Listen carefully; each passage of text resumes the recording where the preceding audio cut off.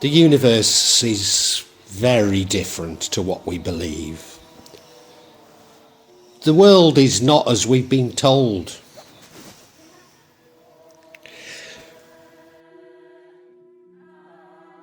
Surely the truth is out there, somewhere. And if it is, it probably lurks somewhere in Java. For Java itself is a portal or anchor, a portal between the known and an unknown, where the spirits enter this world and where we can petition them to return to theirs.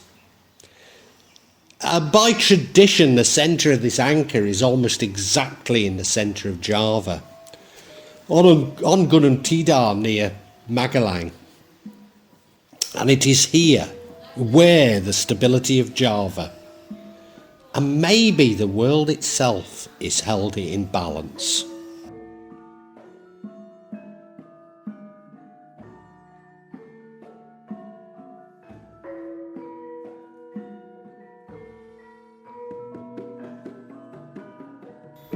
Java itself is located on the Ring of Fire. It's located on the volcanic island, also known as Java, which has 45 active volcanoes. And only last month, Java experienced 5 earthquakes. Are such events increasing? Because they certainly appear to be. Could this be because of Java is an anchor? Has man in some way upset the balance of nature?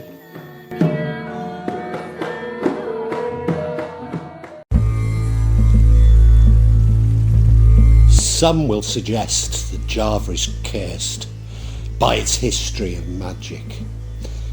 Others simply see it as a mystical place where the Javanese and the paranormal coexist.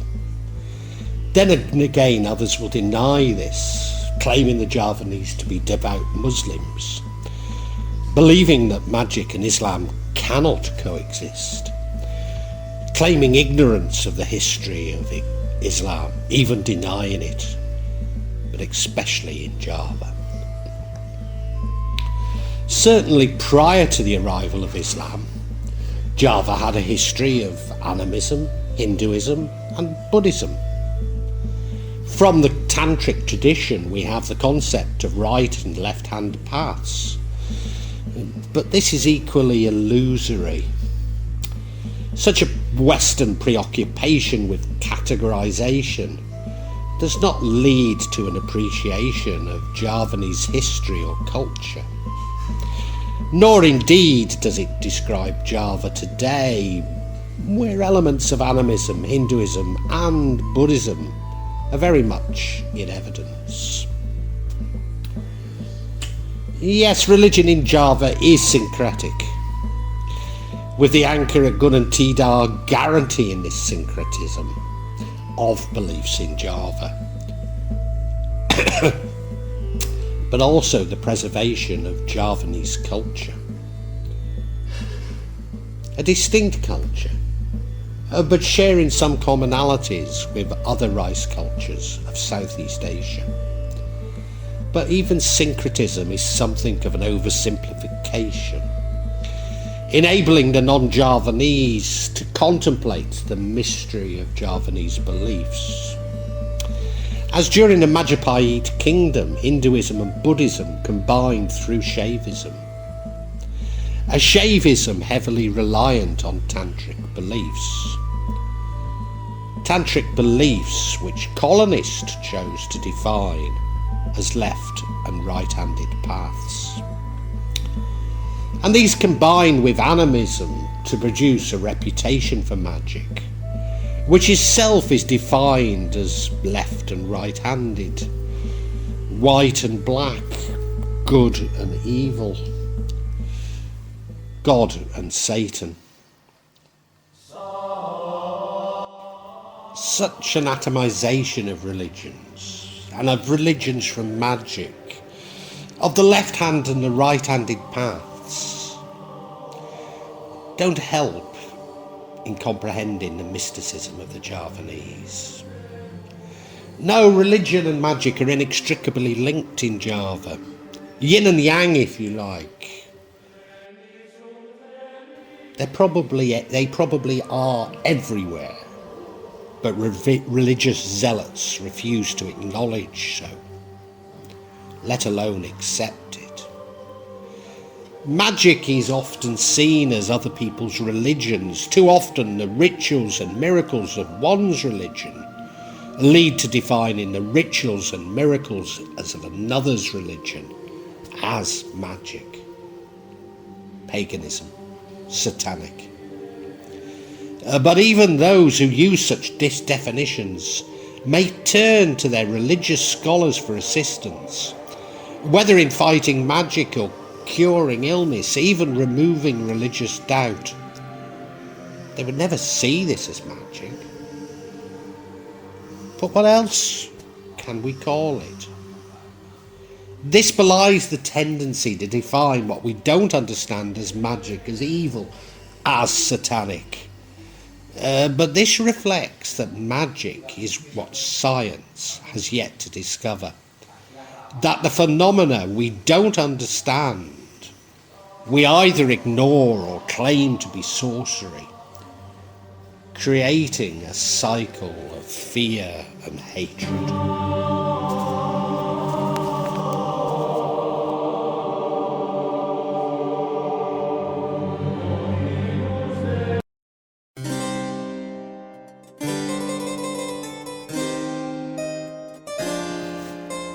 If the world is not as we've been told, then just maybe,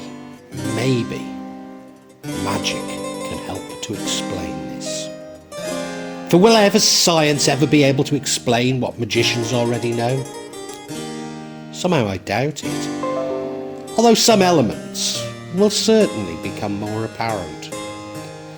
Magic is a different paradigm to the materialist science of the Enlightenment. For not everything, if indeed anything, lends itself to atomization, nor the mechanization metaphor of a machine or a process.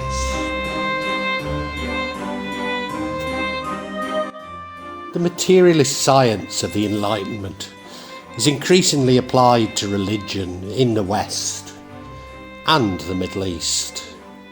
Although particularly in Europe it's competing and probably supplanting its own philosophy to that of religion. When applied to religion, religion itself becomes atomized, leading to tribalism, which denies the heart, which is at the heart, I would argue, the basis of religion itself. Our own scriptures are taken literally, however illogical this may be, whereas the scriptures of other tribes are placed on a continuum running from literal through allegorical to superstitious and finally worthless. Because within the Enlightenment is an assumption of progress, so beliefs of the past are simply primitive, as are its believers.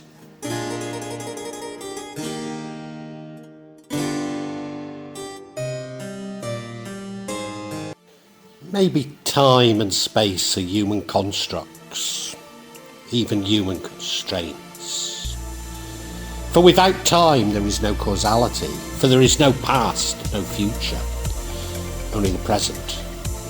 A present overlaid like films from a movie, with the past and the future overlaid upon them. But aren't these actually dimensions? And why stop at 3 dimensions? Or even 4 if you must include time. Could there be 7 dimensions? Or maybe near infinite? With new dimensions created with every decision we take. So within these alternative dimensions, might we not find multidimensional entities? Entities that we have labelled ghosts, spirits, demons, jinns, angels, lesser deities, without having a bloody clue what they are, let alone being really able to comprehend them, because they're in dimensions we do not comprehend. Indeed, our eyes only comprehend a very small spectrum of light and are limited to an intermediate zone between the micro and the macro. It is at this micro and macro level where the surety of materialist science breaks down. Of course, quantum mechanics does hint at these possibilities, but is itself unable to fully comprehend the real implications of polarity. Itself still being tied to the scientific method, it cannot accept that anything might be simultaneously right and wrong. Despite experiments in the quantum using the scientific method, actually pointing to the fact that things may be simultaneously right and wrong. These experiments also seem to suggest that consciousness is everything. It's as though God is screaming out to us, this is how it is. And we have our hands over our eyes and fingers in our ears, ignoring the evidence in front of us. God is shouting out that we're engaged in creating or co-creating these universes.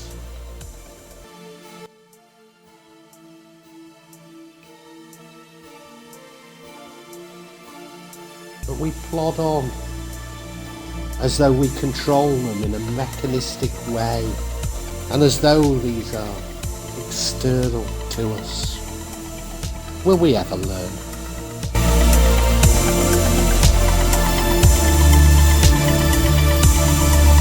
As if this wasn't evidence enough, there's quantum entanglement.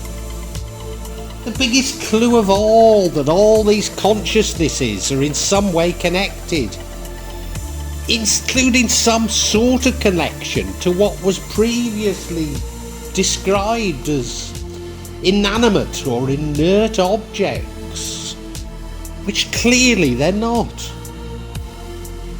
But this falls far short of seeing all God's creation as possessing consciousness or even a soul, which almost certainly is the truth, let alone that our own souls may be reincarnated as any of God's creations. Yes, we ourselves may be reincarnated as rocks. And this all leads to another view of magic, that it's an attempt to influence our environment and indeed others. For if all of God's creation is some way connected, then we can indeed influence. And this is the will that Aleister Crowley talks about.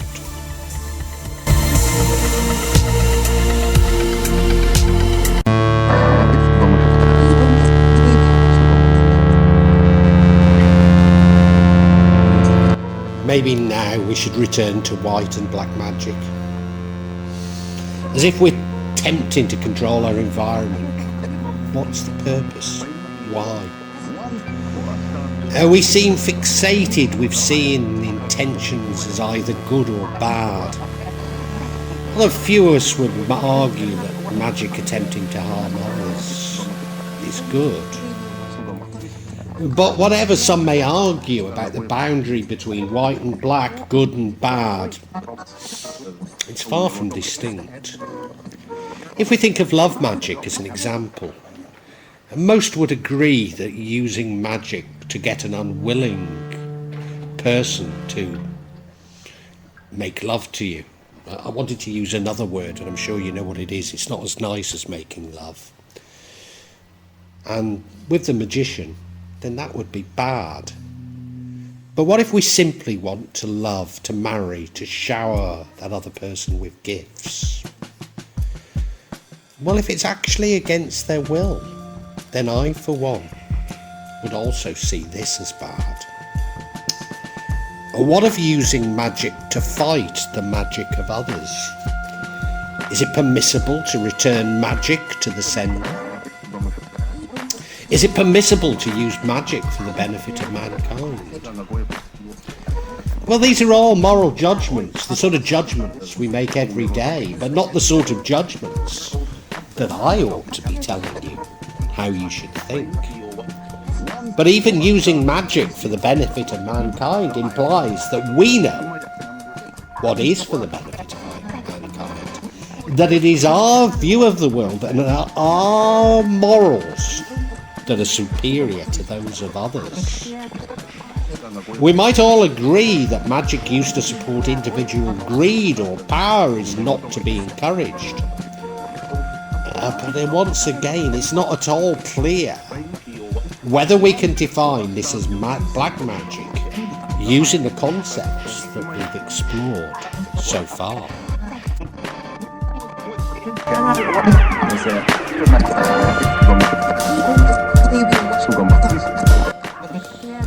If we see magic as technology, and a technology applying that which science is yet to discover, then surely magic is no different to any other technology. It's simply a mechanism for attempting to control our environment. Implied in this argument is that we should apply the same principles to magic that we do to everything in life. So these really are moral judgments based on our own beliefs.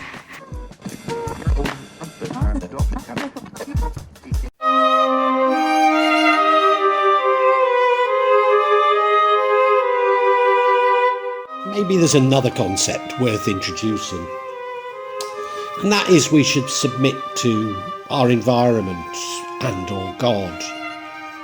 This would suggest that we should not attempt to control our environment.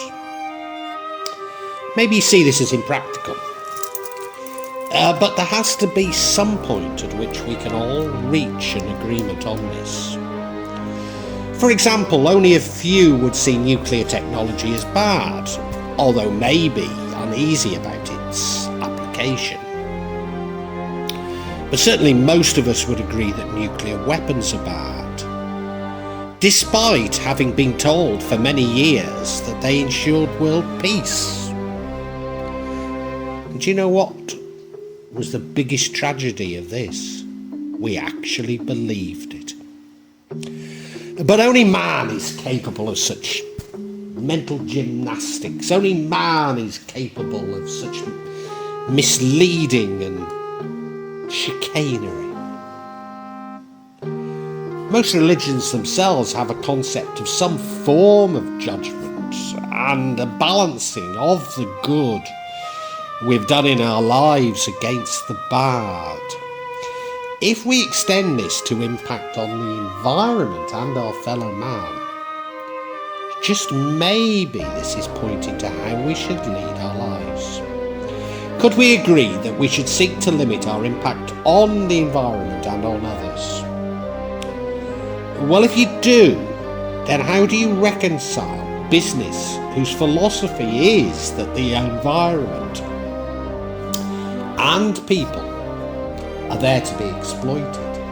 Yes, they will argue for the purpose of economic development, for human development.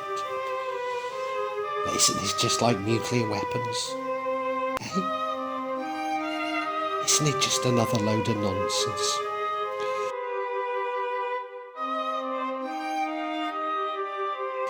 Furthermore, surely all magic now falls on the wrong side of this distinction.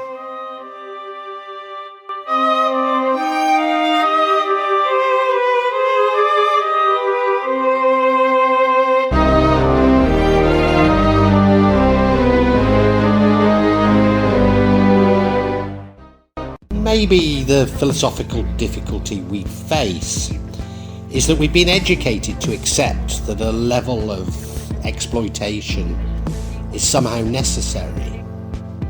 And this exposes the role of education and media, the framework of the law, or even science itself, in encouraging us to see that which cannot be justified as either normal or necessary. But is it? Or is it simply about those in power seeking to control others, and indeed retain their power? But why do some seek to control or take from others in the first place? I mean, they appear to make up about 20% of the human population. That's right, 1 in 5. But they are disproportionately to be found amongst magicians, criminals, and our leaders in business, politics, well, any sort of leader, even religious. That's right, we seem to elect and promote people with exactly the same personality traits as criminals. And we promote and elect them to lead us. What do we call such people? Well, they're actually psychopaths, narcissists and Machiavellians. And these are the people who we actually elect and promote. And now I have a theory that these are recycled souls, reincarnated if you like, so that they may experience hell here on earth. That we should be more compassionate towards these souls, but nevertheless remain guarded of them. Certainly not allow ourselves to be led by them. But you see, there's maybe another 60 to 79% of humans who are simply followers, unquestioning, even enjoying being controlled and exploited. Now, I don't think I'm talking about the same as sadomasochism here, but it's certainly related, isn't it? Certainly. These followers are told that if they're religiously devout, then magic cannot touch them. Certainly if their beliefs are strong, it's difficult, but not impossible, as magic takes the path of least resistance. But when the underlying reason is karmic, especially ancestral karma, faith can only offer partial protection. Compassionate for these others, yes, for they have no ego and they have to feed on the energy of others. They're incapable of love, only a hunger for what they lack. Not only are they unable to love themselves, they actually loathe themselves. But worst of all, they're a fear of their own shadow, and they're fearful of their fellow man. Now this fear leads to a hoarding of God's bounty. Some people feel that they need to hoard and store what is intended for all of us. But this is greed, and it's a greed that may never be sated. And this is why they're actually living in their own hell, a hell of their own creation, because they can never have enough. And it leads and gives way to tribalism and hatred, and this is in itself the basis of all authoritarianism. Now, isn't it uncanny how everything seems to be moving to an inevitable conclusion?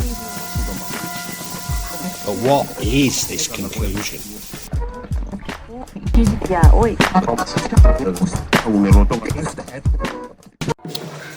Before we even attempt a conclusion, maybe we need to return to Java.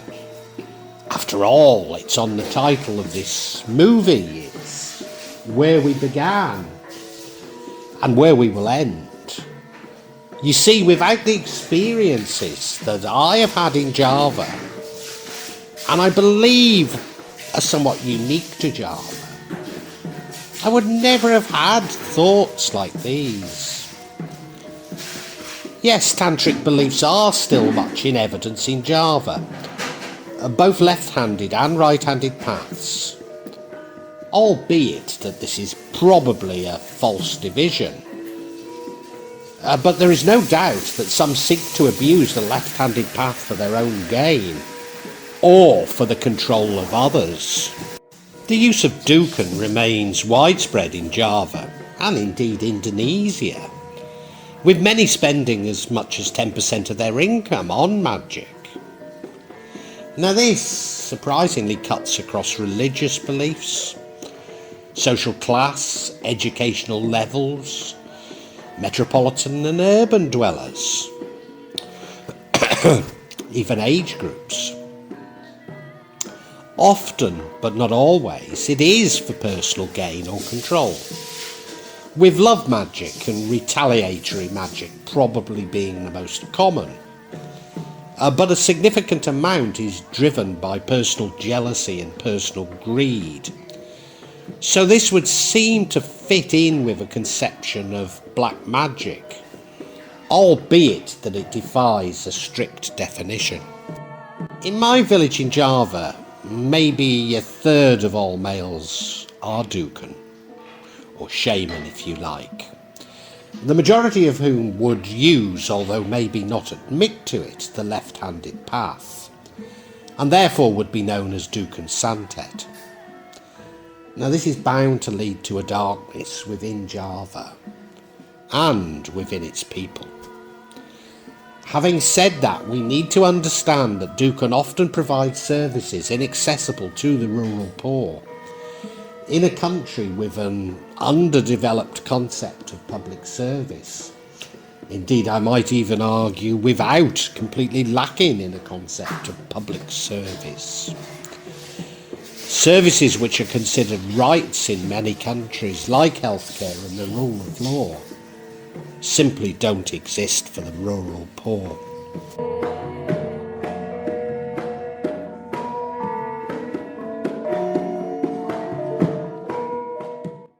Now, for many of those following the left-hand path, they believe there exists a shortcut to God, a means of escaping samsara, if you like, the cycle of birth and rebirth. This is achieved by offering oneself to an entity. What is seen as an angel, a demon, a jinn, really makes very little difference. For once this has been achieved, the follower obeys this entity, as they are now seen to be doing God's bidding. Of course, in Islam there's a lot of anguish regarding marriage to a jinn. But is this not a metaphor for offering oneself up for possession? Whatever you might like to characterise this as, it involves a contract between the host and the entities from another dimension. Other contracts may be made for blessings on this world. It is these contracts that are the true basis of darkness. Maybe this is simply nature or the universe seeking balance. But of course they might also relate to a contract being broken. For it seems to me that those abusing magic are equally likely to abuse any entities they might enlist for assistance, including those they believe they have married. And these are likely to involve intergenerational retribution, or karma if you like, which I think could last for 7 generations. So much of the negative energy apparent in Java originates from the past, often completely unknown to those who are suffering from it.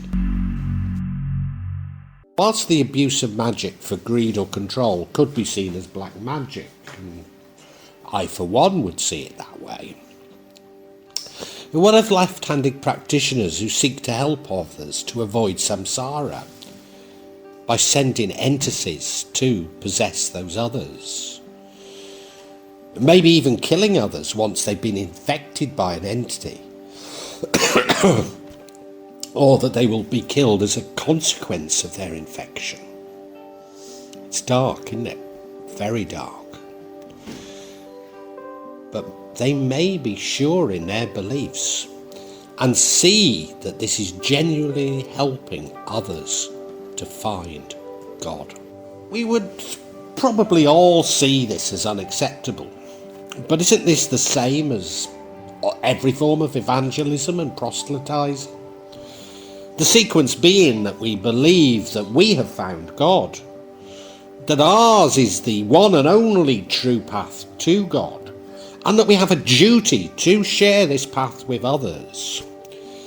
In accepting that ours is the only true path, we begin to see others who reject it as somehow deviant, maybe as non-believers, even under the influence of Satan,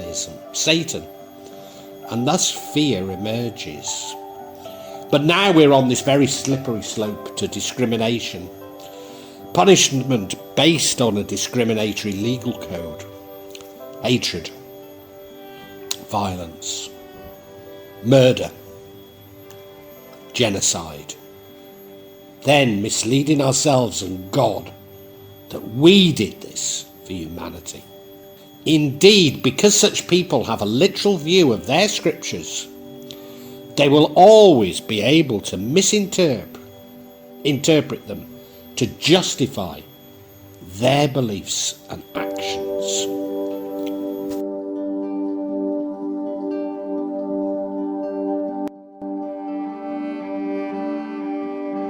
Others who have a belief in contracts with entities maybe are aware of intergenerational karma and simply believe that they're actually doing a service to nature or God in assisting with this karma.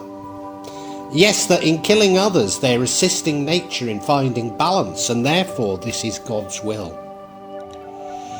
Could it be that those engaging in such beliefs are all psychopaths and narcissists?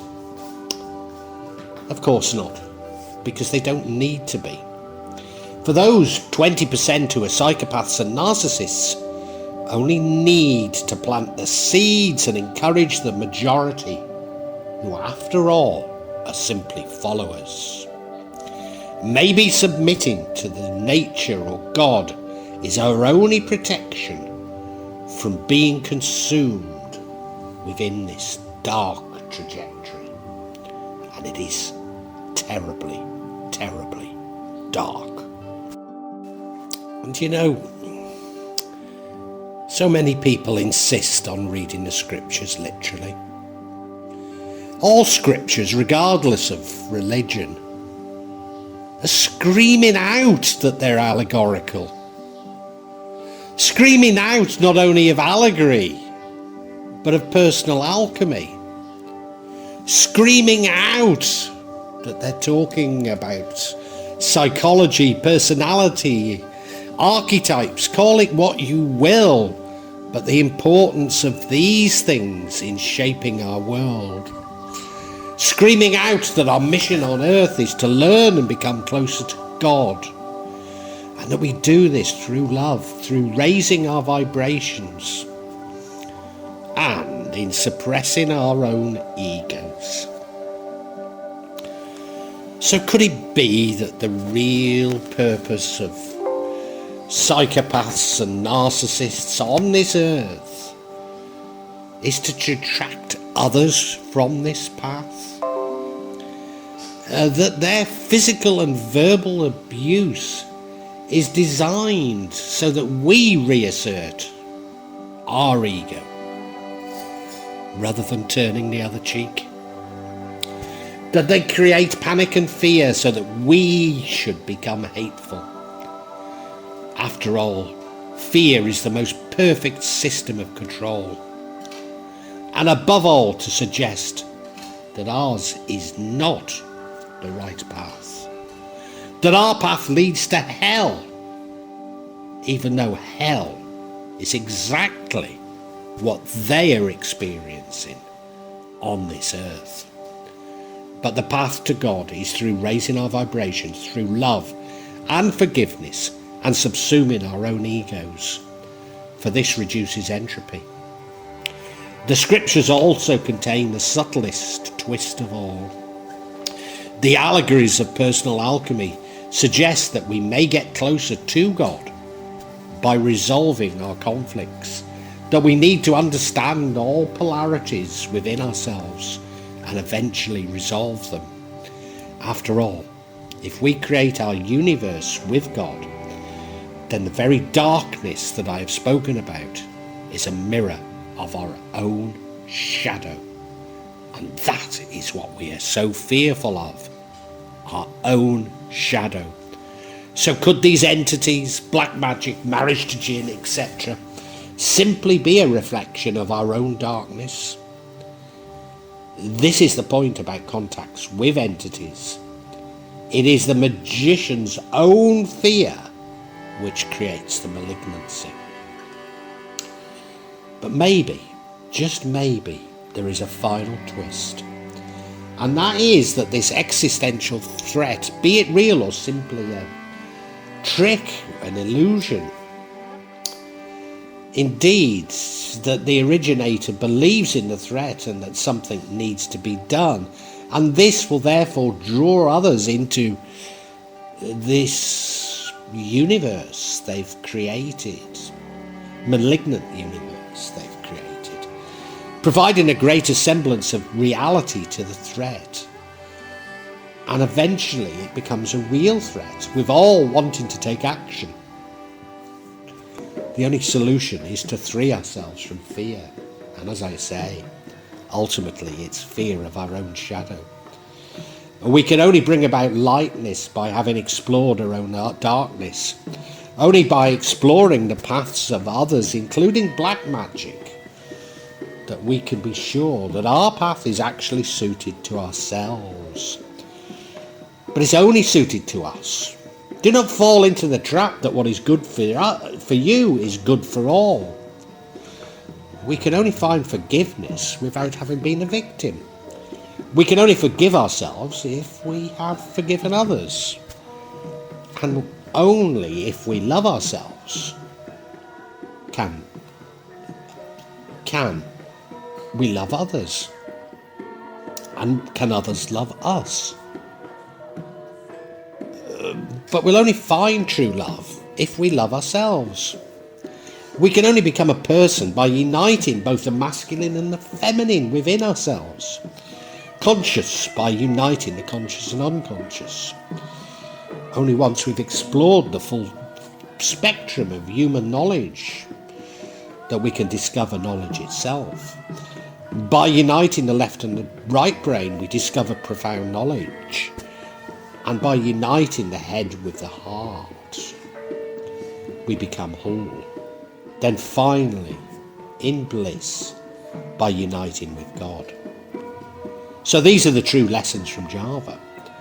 The darkness is an absence of light, but that we must understand darkness to appreciate this.